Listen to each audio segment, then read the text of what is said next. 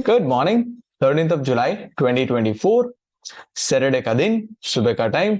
And आज से एक नई सीरीज हम शुरू कर रहे हैं। वीकली बेसिस पे एक ये एपिसोड आएगा आपके पास विद रिस्पेक्ट टू मार्केट क्या लगता है। करेक्ट।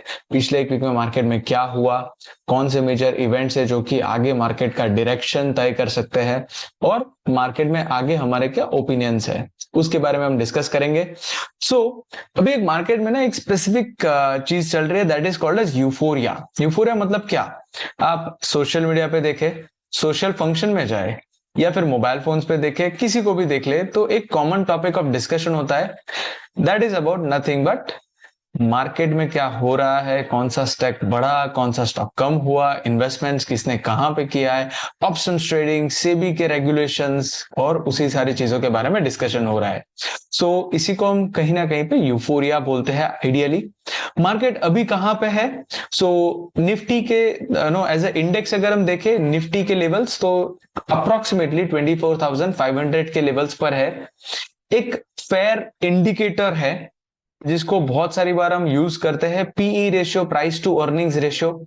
निफ्टी का पीई रेशियो अभी अप्रोक्सीमेटली 23.25 के अराउंड है। What does it show? ये क्या दिखाता है? ये जनरली दिखाता है कि मार्केट में 1 रुपए का जो अर्निंग्स आता है इक्विटी, हर एक जो भी निफ्टी के स्टॉक्स है उसमें, वो अर्निंग्स के सामने कितने रुपए का मार्केट प्राइस दिया जा रहा है। अगर मैं 23 का पीई रेशियो बोलता हूं, मतलब 1 रुपए का अगर पर शेयर का अर्निंग है, तो उसके सामने 23 रुपए का मार्केट वैल्यू वो 1 शेयर का चल रहा है। सो that is a basic understanding. Average P ratio क्या होता है? निफ्टी का अभी तक का एवरेज पी रेशियो 20 के अराउंड है। अभी ये पी रेशियो 23 पर है, so about 10 to 15% over valuation बोल सकते हैं। अगर पास्ट डेटा को देखें कि हाँ, कि वहां पे एवरेज 20 था, आज 23 है, तो ऑफकोर्स 15% का ओवर वैल्यूएशन दिख रहा है। बट उसके साथ में बहुत सारे और भी फैक्टर्स है जो कि आपको कंसिडर करने चाहिए। अगर सच बताऊं तो as person being into the finance, because 10 साल से मैं इसी मार्केट में एक्टिव हूं, तो अगर देखूं तो अभी एक रियल फाइट चल रहा है ऑप्टिमिज्म, कॉशन एंड क्यूरियोसिटी के बीच में। ऑप्टिमिज्म क्या है? ऑप्टिमिज्म, पॉजिटिविटी एक ही चीज के बारे में है कि India is going to grow, Indian economy is going to grow. Correct. Second, caution क्या है? मार्केट कंटिन्यूसली बढ़ रहा है, गिरना तो चाहिए, करेक्ट, क्योंकि कंटिन्यूस बढ़ रहा है। और कोई चीज कंटिन्यूसली ऊपर जाती है तो एक गुजराती में कहावत है नो, एक सेइंग है, जो चीज बहुत जल्दी बढ़ता है वो बहुत जल्दी कम होता है नो, गिरता है, कम होता है। तो एक कॉशन है, और साथ में क्यूरियोसिटी है कि मतलब अब आगे जाके क्या होगा। अब इसी सारी चीजों के बारे में हम डिस्कस करने वाले हैं हमारे आगे वाले सेशंस में भी। करेक्ट। बात करते हैं स्पेसिफिकली कि मार्केट अब क्या चीजें देख रहा है, क्या चीजें आपको देखनी चाहिए। मार्केट का जो अभी फोकस एरिया रहेगा that will be majorly around union budget 2024, जो कि अनाउंस हो चुका है, 23 जुलाई को आने वाला है, आज से एग्जैक्टली 10 दिन के बाद। और दूसरा एक जो फोकस एरिया है that is around corporate earnings, क्योंकि अभी फर्स्ट क्वार्टर खत्म हुआ अप्रैल में, जून का, तो ये क्वार्टर के बाद में एंड में जो भी ये फर्स्ट क्वार्टर में हुआ, तो उसके अर्निंग से नंबर आने स्टार्ट हो गए। कल परसों में ऑलरेडी टीसीएस के नंबर आ चुके हैं। वो सारे नंबर्स मेरे पर्सनल ओपिनियन में अच्छे आ रहे हैं, सो that is good. Correct. Second चीज की हम डिस्कशन करते हैं स्पेसिफिकली यूनियन बजट के बारे में।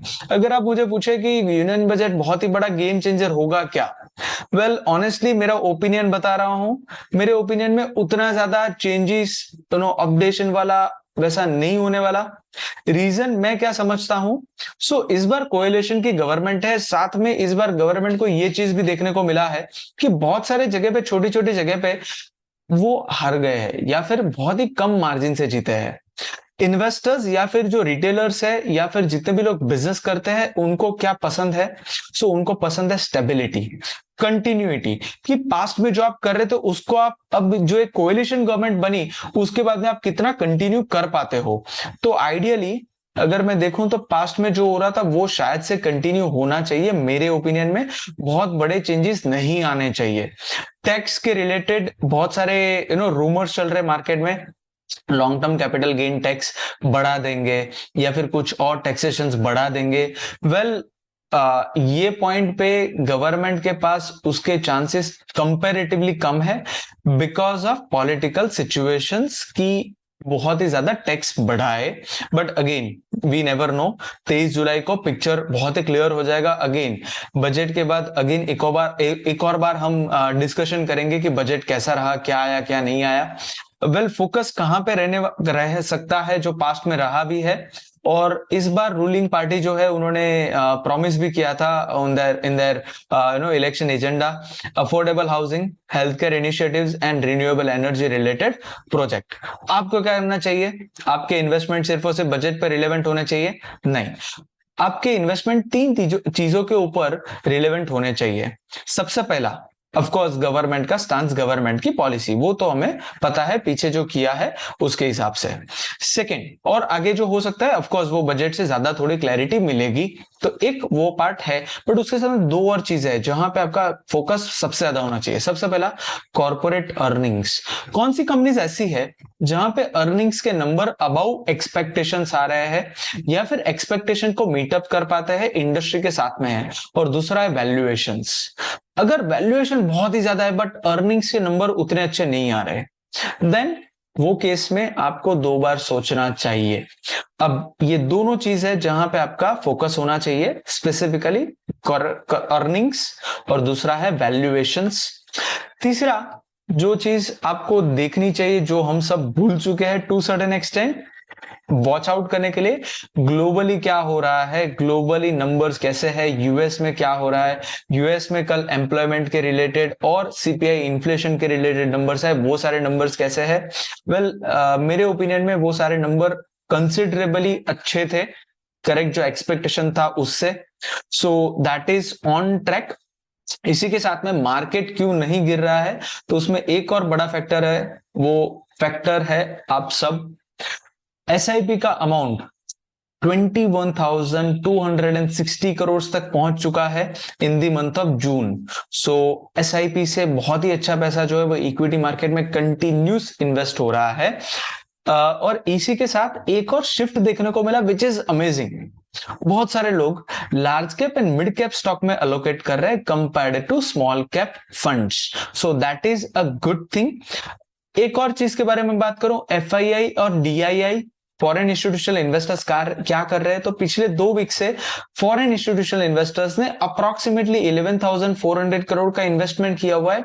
एंड डोमेस्टिक इंस्टीट्यूशनल इन्वेस्टर्स जैसे कि म्यूचुअल फंड, एलआईसी और any other life insurance companies, इन सब ने अप्रोक्सीमेटली 6,800 करोड़ का इन्वेस्टमेंट किया हुआ है।